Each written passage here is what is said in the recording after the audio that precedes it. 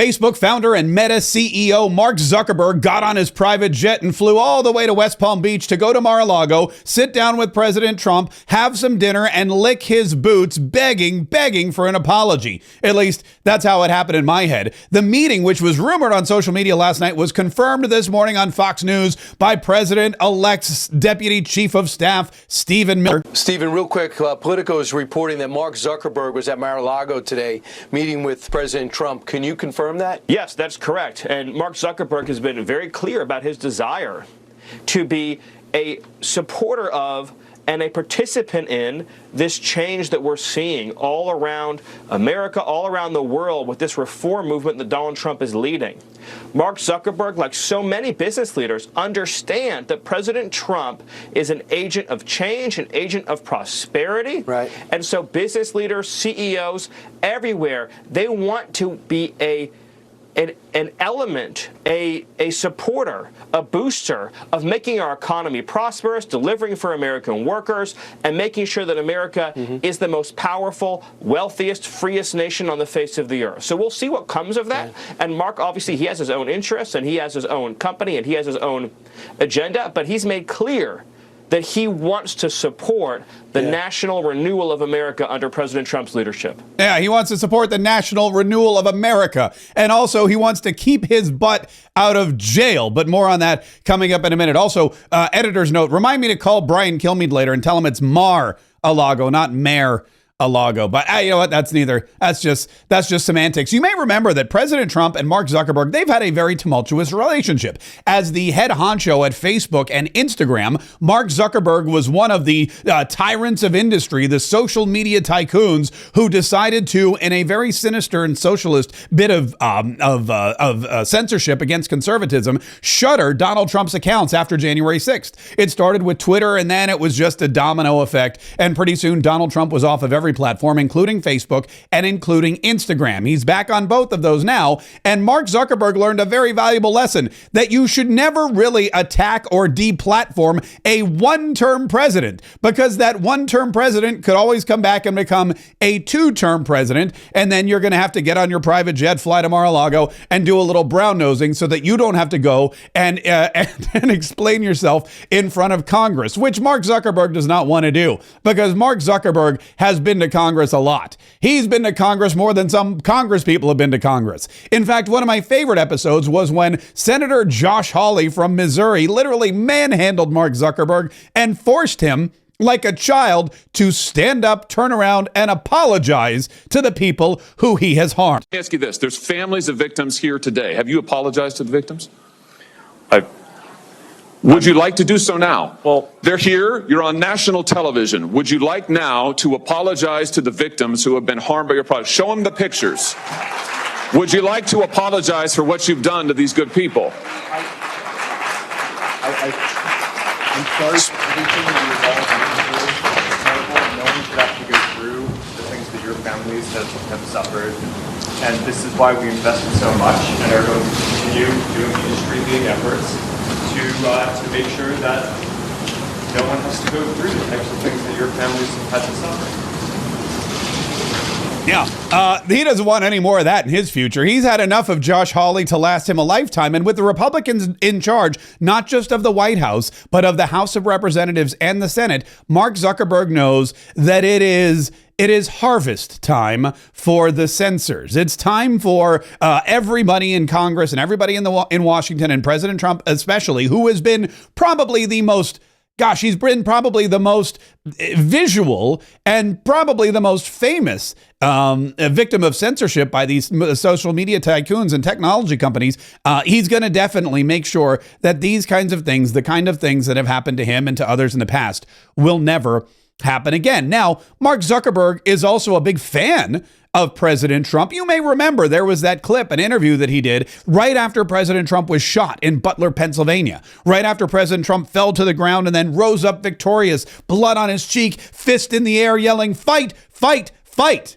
You may remember that. Well, that was inspirational to me. It was inspirational to you. It was inspirational to millions and millions of America First patriots. And it was also inspirational to Mark Zuckerberg. Now, look, I mean, there's obviously a lot of crazy stuff going on in the world. I mean, the historic events over the weekend. And I mean, a personal note, it's, I mean, seeing Donald Trump get up after getting shot in the face and pump his fist in the air with the American flag is one of the most badass things I've ever seen in my life. But look, I mean, it's, and I think, look, it's, at some level as an American, it's like hard to not get kind of emotional about that spirit and that fight. And I think that's why a lot of people like the guy. That was Mark Zuckerberg announcing he was not going to endorse either candidate for president. And by not endorsing either candidate for president, he basically endorsed President Donald Trump. By saying it was badass that Donald Trump jumped up and threw his fist in the air, he was basically endorsing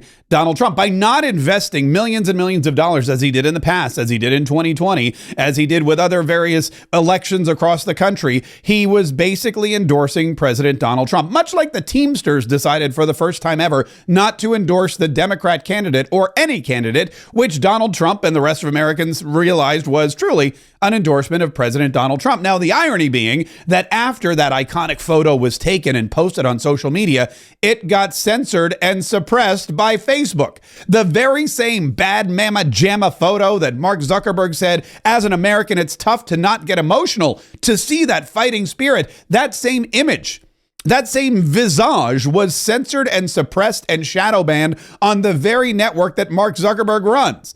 And Donald Trump pointed it out, and Joe Rogan pointed it out, and Mark Zuckerberg, according to President Donald Trump, called to apologize. So Mark Zuckerberg called me. First of all, he called me a few times. He called me after the event, and he said that was really amazing. It was very brave. And, and he actually announced he's not going to support a Democrat because he can't, because he respected me for what I did that day. I think what I did maybe was to me, it was a normal response.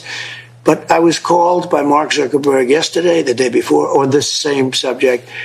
And he actually apologized. He said they made a mistake, et cetera, and they're correcting the mistake.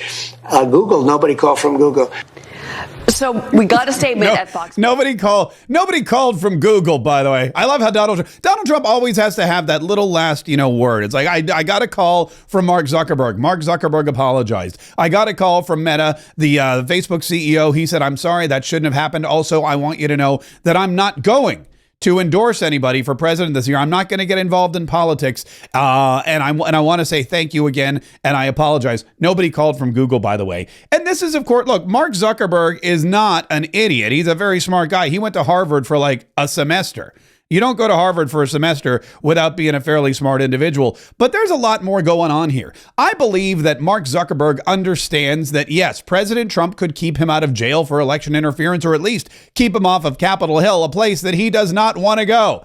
If he never sees Capitol Hill again, it will be too soon for Mark Zuckerberg. I also believe that Mark Zuckerberg knows that President Trump is very close with Elon Musk. And Elon Musk, much like Mark Zuckerberg, is a billionaire, is a tech tycoon, is invested and interested in exploring AI and other new technologies. And Mark Zuckerberg knows that Elon Musk is constantly in President Trump's ear.